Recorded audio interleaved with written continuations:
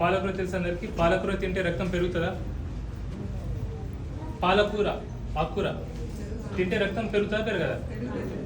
పెరుగుతుందా? ఎంతమంది అంటున్నారు? చేతులు లేపాలా? పెరుగుతుందా? Okay okay. సో మీకు విషయం చెప్తా. ఓకే, నేను ఏది తినొద్దు అంటలేను, కానీ మీకు విషయాలు తెలియాలా.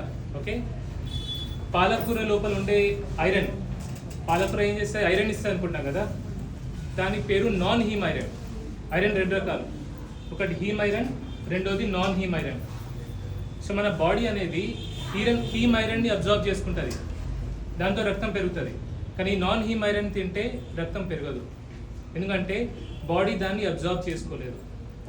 సో సపోజ్ మనకు బాడీకి కావాల్సిన రక్తం అంటే ఐరన్ దొరకాలి అంటే మగవాళ్ళు రోజుకి 5 నుంచి 6 కిలోల పాలకూర వండుకొని తినాలి.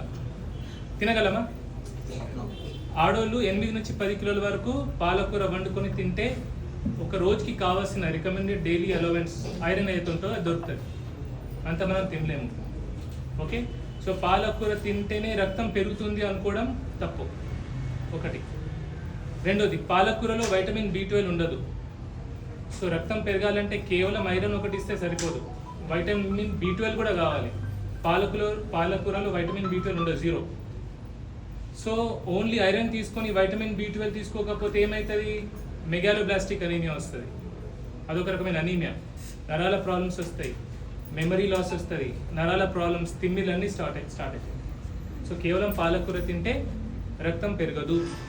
ఓకే, రెండవది, మళ్ళీ రక్తం పెరగాలంటే ఏది బెస్ట్? నేను ఇది చెప్తున్నా, ఇది మీరు తినొద్దంటలేను.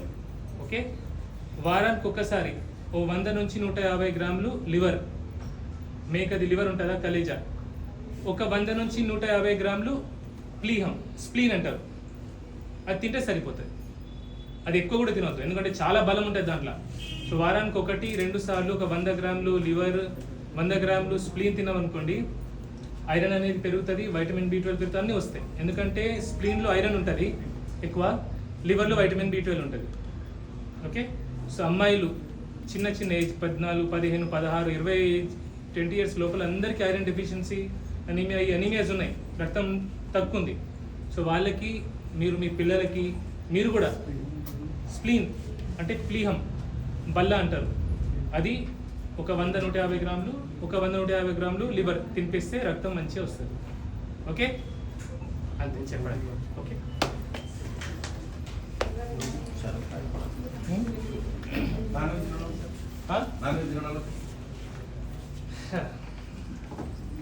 నాన్ వెజ్ తినని వాళ్ళకి నేనేం చెప్పాను.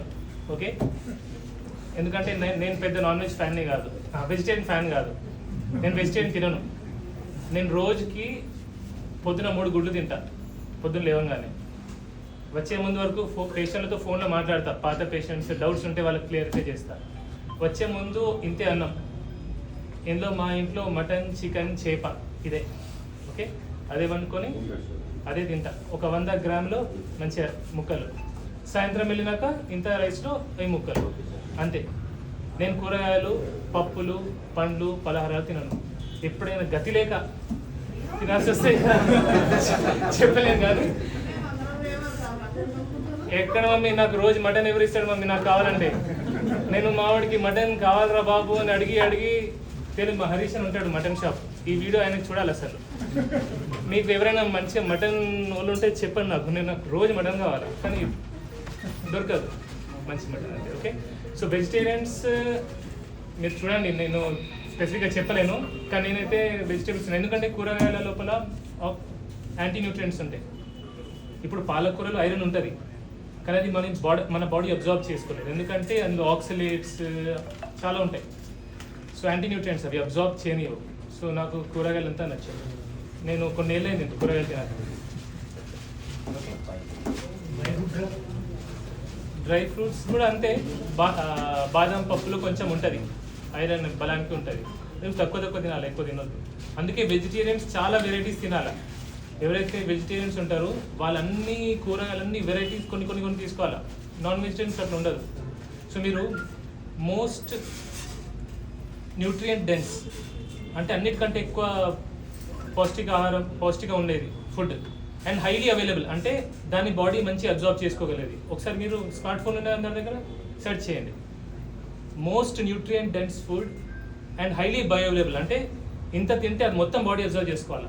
అట్లాంటి ఫుడ్స్ ఏంటంటే ఇదే నేను చెప్పిన organ meats, liver, spleen, kidney, eggs, చిన్న చేపలు ఉంటాయి చూడండి, చిన్న చేపలు అవి అవి బెస్ట్. మటన్, చికెన్, ఫిష్ ఇవే అబ్జర్వ్ చేసుకుంటారు బాడీ.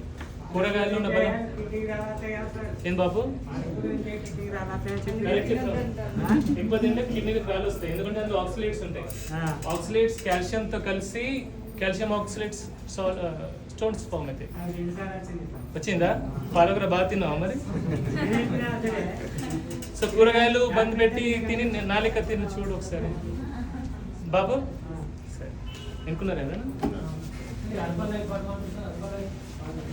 సార్ మీకు ఒకటే చెప్తున్నా, దేవుడు తయారు చేయని వస్తువు ఏదైనా సరే అది తినకపోతేనే మంచిది.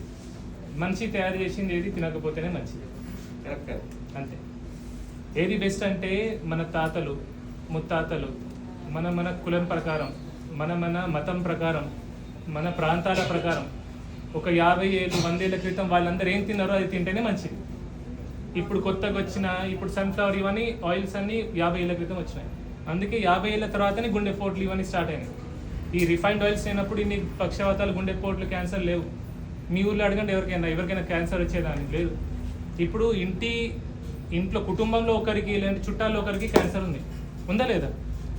మీకు తెలిసిన వాళ్ళకి, నాకు తెలిసిన వాళ్ళకే ఉంది. సో ఈ తినవల్ల తినకపోతే మంచిది. గాంగ పట్టించిన పల్లి నూనె బెటర్. ఓకే, రిఫైన్డ్ వద్దు, రిఫైన్డ్ ఫుడ్స్ ఏవి కూడా వద్దు. నువ్వుల నూనె ఓకే, గాంగ పట్టి పర్లేదు. ఓకే నేను తినబాబు ఏం నేను ఇవ్వమంటున్నాను, మీరు ఏమైనా తినవచ్చు, మీ ఇష్టం. ఓకే.